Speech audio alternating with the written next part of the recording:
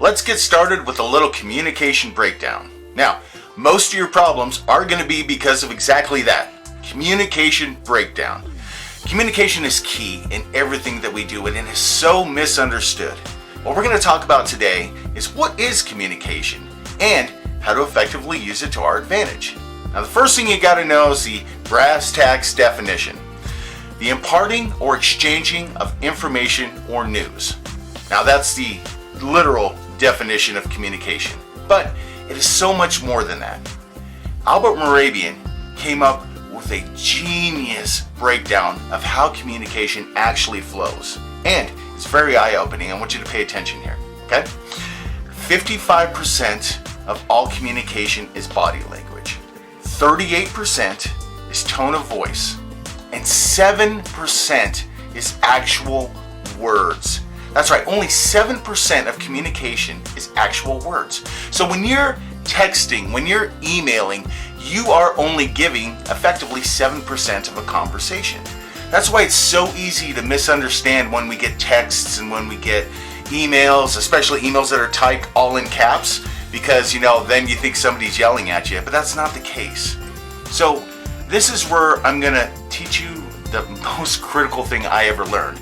If it goes between 1 or 2 emails or 1 or 2 texts and you still don't understand what you're supposed to do, or the person you're talking to doesn't understand what they're supposed to do, pick up the phone.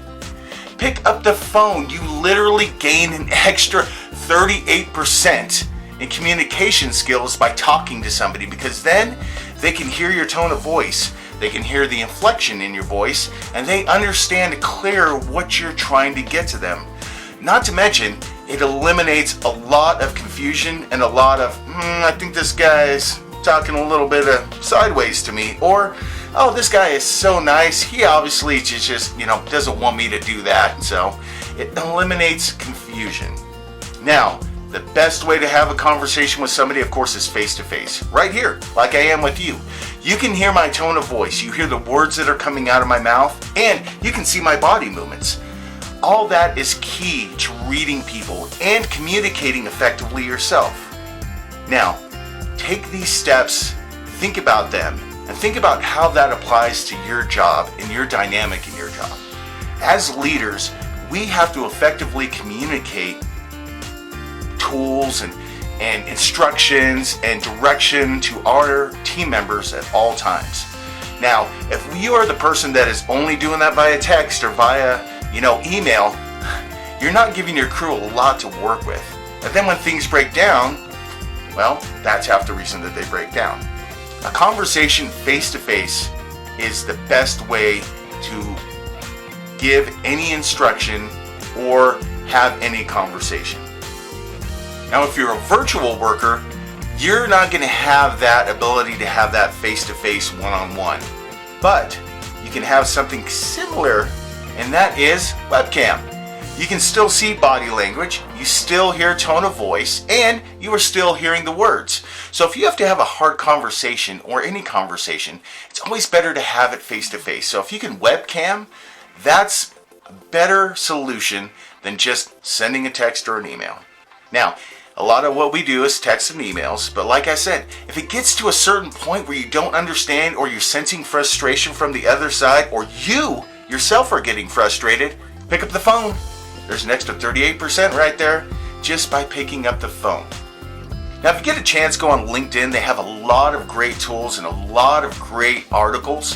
One of them that I found was 5 keys to effective communication. All right. Now, number 1, choose your words wisely. And that is the truest thing that we can do.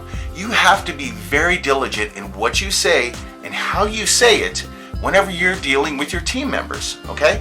Because one false move and they will jump all over it. Number 2, listen to what others have to say, all right?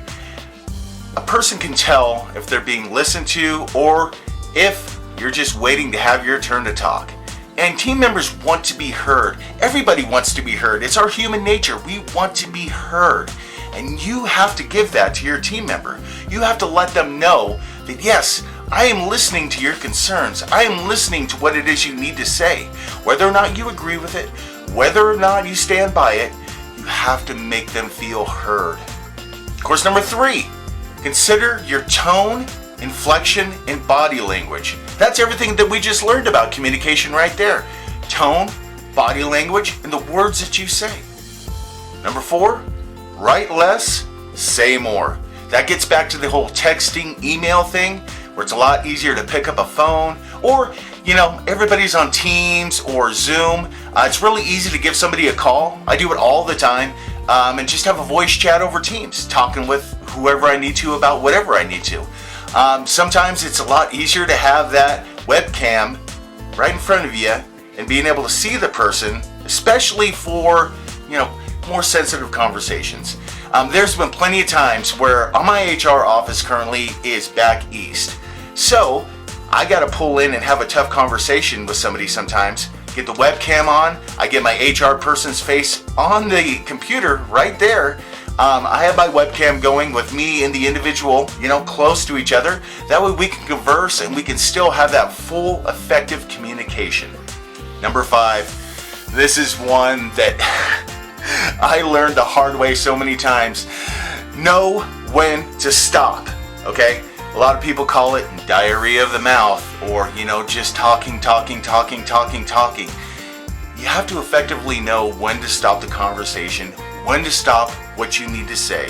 Some people like to over-explain because maybe you feel like the person on the other side is not understanding. But you have to give them a chance sometimes. And when you constantly talk, people start tuning you out real quick. They'll only listen to the first maybe couple minutes of whatever it is you're saying. Then once you repeat yourself, they tune out. And you know this because you do the same thing. Think about it. When your boss is talking to you, or you're on one of those monotonous conference calls and you already know the information, you tune out.